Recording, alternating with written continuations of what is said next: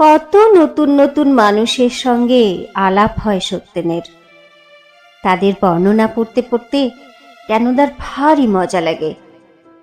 সত্যেনের চিঠিতে ছবির মতন ভেসে ওঠে কত মানুষ।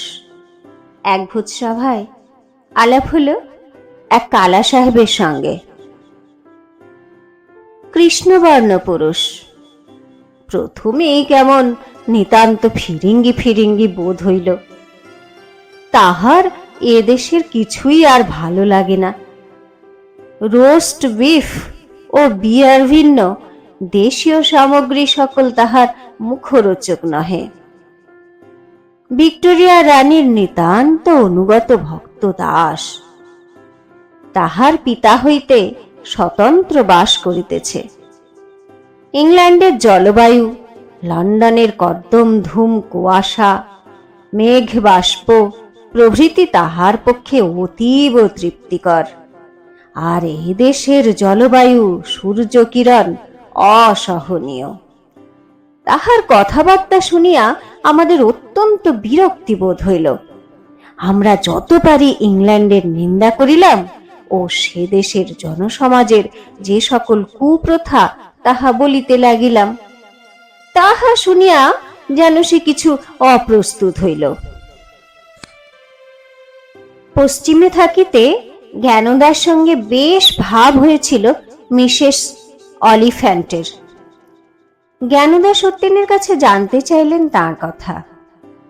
সত্যেন স্ত্রীর বন্ধুর সঙ্গে দেখা করে এসে লিখলেন, এখানে কাল অলিফ্যান্টদের সহিত টিফিন করিলাম।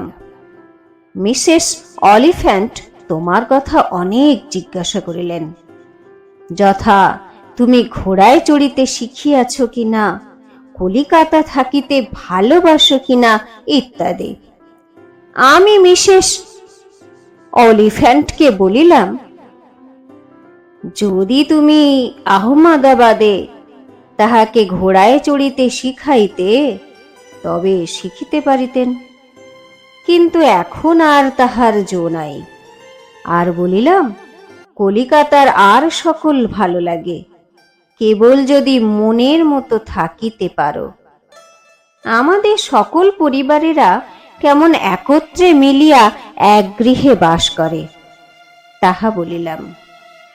তুমি বোধ করি মিসেস অলিফ্যান্টকে সৌদামিনীর কথা বলিয়া থাকিবে, তাই জিজ্ঞাসা করিতেছিল তাহার সহিত সেখানে সাক্ষাৎ হয় কিনা। জোড়াসাঁকোর আনন্দের আসরে একটু মন মরা হয়ে থাকেন জ্ঞানদা। এমনিতে তিনি এখন অন্তঃসত্ত্বা, কোনো দুশ্চিন্তা করা উচিত নয়। তবু মাঝে মাঝে উদ্বিগ্ন হন। নতুন বউ এসে তার গুরুত্ব কি একটু কমে যাচ্ছে এ বাড়িতে?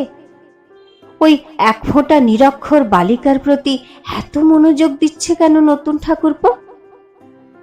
এমনকি পুচকে বালক রবিও তার থেকে মাত্র কয়েক বছরের বড় নতুন বউয়ের পেছন পেছন ঘুরছে।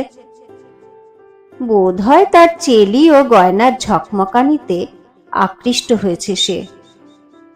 এই বালিকা কি করে উজ্জ্বল জ্যোতির সহধর্মিণী হবে? পরিশীলনে পরিমার্জনায় জ্যোতির মন যে উচ্চতারে বাঁধা হয়ে গেছে, বালিকা কি করে তার নাগাল পাবে? হাসি পায় জ্ঞানদার, দুঃখও হয়। জোড়াসাঁকোর মেয়ে মহলে প্রাণ হাঁপিয়ে ওঠে জ্ঞানদার। বিবির কাছে ইংরেজি শেখেন, বাচ্চার জামা সেলাই করাও শিখছেন। বাংলা ইংরেজি উপন্যাস পড়ে, চিঠি পড়ে তার দিন কাটে আলস্যে। জ্যোতি কাদম্বরীরা অনেকেই বোলপুরে হাওয়া বদলাতে গিয়েছেন। জ্ঞানদা সত্যেনের কাছে আবদার করেন জোড়াসাঁকোর বাইরে আলাদা বাড়িতে তার থাকার ব্যবস্থা করে দিতে। সত্যেন দুশ্চিন্তায় পড়েন। ঠাকুর বাড়ির চার দেওয়ালে আটকে পড়া জ্ঞানদাকে কি করে মুক্তি দেবেন? অথচ তাকে তো একলা অন্য বাড়িতে রাখা যায় না। প্রিয়তমা জ্ঞানদা, এখন তো তোমার অনেক কষ্টে দিন যাইতেছে। কাল বাবা মহাশয়ের ছবি শুদ্ধ তোমার পত্র পাইয়া তবুও কতকটা সুস্থির হইলাম। তোমার গঙ্গার ধারে থাকিবার ইচ্ছা হয়তো, নিকটে কি কোনো বাড়ি পাইতে পারো না? তোমার সঙ্গে বাড়ির কাহাকেও পাও, আর ডাক্তারদের হইতে দূর না হয়। তবে ক্ষতি নাই, কিন্তু এখন বড়ই সাবধানে থাকা প্রয়োজন। তোমার অন্য বাড়িতে থাকার বিষয়ে কিছু স্থির করিতে পারিতেছি না। বাবা মহাশয় ইহার মধ্যে তো বাড়ি আসিবেন, না জানি তাহার কি মত। আর তুমি তো পাঁচি ধোবানির গলিতে কোনো বাড়ি লইয়া থাকিতে পারিবে না। একটা ভালো স্থানে বাঙালি টোলায় বাড়ি পাওয়া সহজ নহে। তবে যদি কোনো বাগানে গিয়া থাকিতে ইচ্ছা করো, সে এক কথা। কি বলো গেনু? কই, তোমার ও নতুন বউয়ের ছবি পাঠাইলে না? সত্যেন বরাবরই নতুন বউয়ের ছবি দেখতে চান। জ্ঞানদা বরাবরই তা পাঠাতে ভুলে যান। ফটোগ্রাফার ডেকে ছবি তোলানো কিছু কঠিন নয়। আজকাল ঠাকুর বাড়ির অন্দরেও তারা ছবি তুলতে আসে। কিন্তু নতুন বউ এসে তার বাল্য সহচর জ্যোতিকে ছিনিয়ে নিয়েছে জ্ঞানদার কাছ থেকে। খুব একা লাগে, মন খারাপ হয়, ছবি পাঠানো আর হয়ে ওঠে না। ইতিমধ্যে সত্যেন টাঙ্গা গাড়ি কিনেছেন, কুকুর পুষেছেন। বাংলো বাড়িতে আস্তানা গেড়ে স্ত্রীকে লেখেন, আমি এক নতুন খবর তোমাকে লিখিতে ভুলিয়াছি। আমি এক গরু কিনিয়াছি, ও কাল তাহার 1 বৎস হইয়াছে। শুনিতেছি 5 সের দুধ দেয়, ও 50 টাকা দাম। দুধ দেখিয়া দাম দিব। তার নাম কি রাখিব? তোমাদের বাড়িতে লক্ষ্মী বলিয়া এক গরু ছিল, তাহাকে তুমি ভালোবাসিতে, এর নামও লক্ষ্মী রাখি। কি বলো? তোমার চিঠি 2 দিন পাই নাই। তোমার শরীর কেমন? কিছু কি ভালো হইয়াছে? 2 জায়গায় সংসার চালাতে টাকার জোগাড় করতে সকলে দুশ্চিন্তায় পড়েন মাঝে মাঝেই। জ্ঞানদা জোড়া সাঁকোয় থাকলেও তার জন্য মেম সাহেব শিক্ষিকা রাখার খরচ বা বিশেষ বিশেষ বইপত্রের টাকা সত্যেনকেই পাঠাতে হয়। রোজগেরে পুত্রের হাত খরচ দেওয়ার ব্যাপারে দেবেন ঠাকুরের কিছু আপত্তি আছে, অথচ ওই 100 টাকা পেলে জ্ঞানদার কাজে লাগে। সত্যেন বাবা মশাইকে চিঠিতে টাকা বন্ধ না করার আবেদন জানান। রোজগার করলেই কি পুত্র তার অধিকার থেকে বঞ্চিত হবেন? জ্ঞানদাকে লেখেন, আগামী মাসে তোমাকে টাকা পাঠাইতে পারিব কিনা সন্দেহ, কারণ গাড়ি ঘোড়া জিনিসপত্র কিনিতে অনেক খরচ হইয়াছে। বোধ করি আগস্ট মাসে একেবারে 200-300 টাকা পাঠাইতে পারিব। আমি যদুর কাছ থেকে তো মাসে মাসে কতক পাইবে, আর বাবা মশাই যদি 100 টাকা এখনো দিবার অনুমতি করেন, তাহা তোমার হস্তে দিবার জন্য জানকীকে লিখিয়াছি। যদি এখানে অ্যাসিস্ট্যান্ট জজের কর্ম পাই, তবে বেশ হয়। তাহার অনেক সম্ভাবনা আছে। হয়তো এবারকার গ্যাজেটে তাহার কিছু থাকিতে পারে।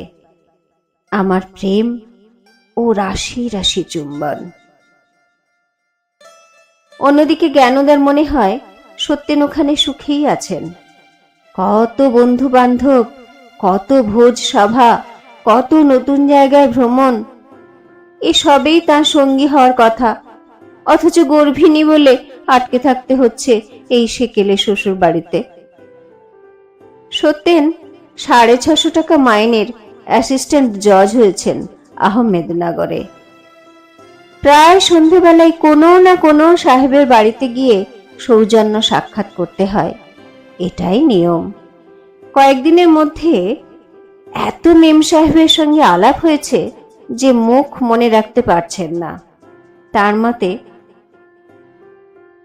এখানে অনেকগুলি বিবি আছে, একবার দেখা করিয়া সকলকে চিনিয়া ওঠা কঠিন। এক দঙ্গল মেষপালের মধ্যে যেমন এক মেষকে অন্য হইতে চেনা দুষ্কর।